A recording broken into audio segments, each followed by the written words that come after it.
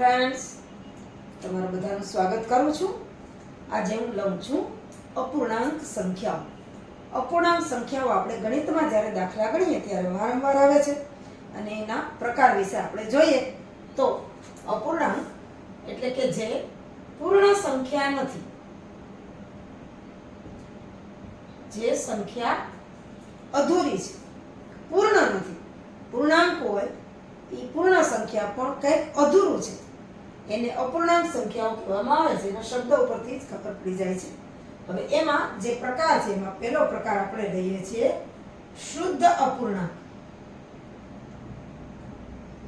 શુદ્ધ અપૂર્ણાંક આપણને ખબર છે, અંશ અને છેદ હોય, ઉપર હોય અંશ કહેવાય, નીચે છે એ નીચે જે આંકડો આપ્યો હોય એ છેદ કહેવાય. હવે શુદ્ધ અપૂર્ણાંક કોને કહેવાય?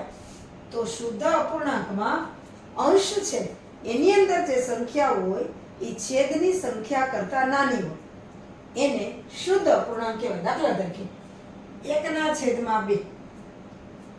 2 છે એ છેદમાં છે, સંખ્યા મોટી છે, અંશમાં 1 છે એ સંખ્યા નાની છે, એને શુદ્ધ અપૂર્ણાંક.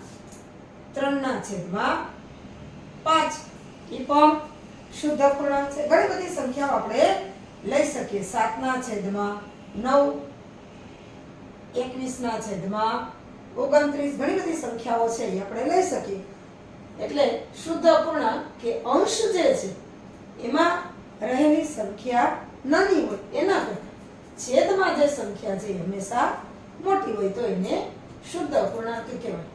ત્યાર પછી હવે આપણે આ જે અપૂર્ણાંક છે એનો બીજો પ્રકાર લઈએ કે અશુદ્ધ અપૂર્ણાંક. અશુદ્ધ અપૂર્ણાંકમાં શુદ્ધ અપૂર્ણાંક છે એના કરતા બરોબર ઉલટું થશે. શુદ્ધ અપૂર્ણાંકમાં શું હતું કે અંશ છે એ સંખ્યા નાની છે, છેદમાં છે એ સંખ્યા મોટી છે. અહીંયાથી ઉલટું છે, અંશમાં જે છે એ સંખ્યા મોટી હશે, છેદમાં છે એ સંખ્યા નાની હશે તો એને કહેવાય અશુદ્ધ અપૂર્ણાંક. દાખલા તરીકે 5/3 એ અશુદ્ધ અપૂર્ણાંક છે. ત્યાર પછી 7/5 એ પણ અશુદ્ધ અપૂર્ણાંક છે. હવે ઘણા બધા ઉદાહરણો છે. 4/3 અશુદ્ધ અપૂર્ણાંક છે. 9/2 આ બધા અશુદ્ધ અપૂર્ણાંકના ઉદાહરણો છે. એટલે કે અંશ છે એમાં જે સંખ્યા છે એ મોટી છે અને છેદ છે એની સંખ્યા અંશ કરતા નાની છે અને અશુદ્ધ અપૂર્ણાંક કહેવામાં આવે છે. ત્યાર પછી અપૂર્ણાંકનો ત્રીજો પ્રકાર છે મિશ્ર અપૂર્ણાંક. મિશ્ર એમાં પૂર્ણાંક અને અપૂર્ણાંક બે સંખ્યા સાથે લેવામાં આવે છે, એને મિશ્ર અપૂર્ણાંક કહેવામાં આવે. દાખલા તરીકે 1.1/2 મિશ્ર અપૂર્ણાંક છે. એક પૂર્ણાંક સંખ્યા છે, 1/2 એટલે કે અડધું આપણે જેને કહીએ એ મિશ્ર અપૂર્ણાંક છે. 5.2/3 આ પણ મિશ્ર અપૂર્ણાંક છે. પૂર્ણાંક અને અપૂર્ણાંક બે સાથે. આવા ઘણા બધા ઉદાહરણો તમે લઈ શકો. 7.1/3 હજી ચોથું ગમે તે લઈ લે. 11.2/5 આ બધા મિશ્ર અપૂર્ણાંકના ઉદાહરણો છે. મિશ્ર અપૂર્ણાંક છે. ત્યાર પછી ચોથો જે પ્રકાર આવે છે એ દશાંશ અપૂર્ણાંક.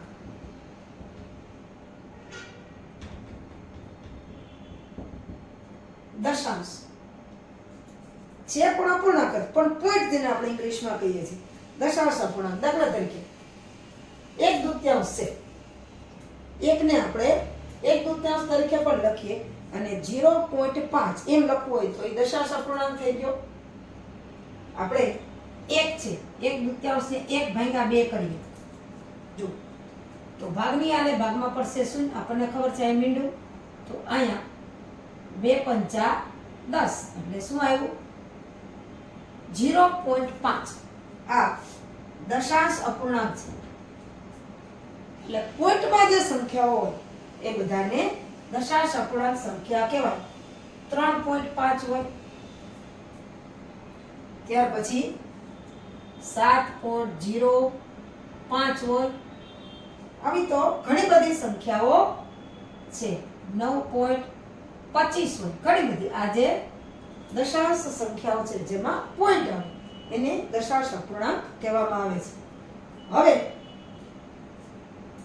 આના ઉપરથી શુદ્ધ અપૂર્ણાંક ઉપરથી આપણે દશાંશ સ્વરૂપમાં ફેરવું. એવી જ રીતે આ જે છે સંખ્યાઓ અશુદ્ધ અપૂર્ણાંક એને મિશ્ર અપૂર્ણાંકમાં પણ ફેરવી શકાય. જો 5/3 તો આપણે લઈએ અહીંયા આ લગત વસ્તુ છે 5/3 એટલે કે 5/3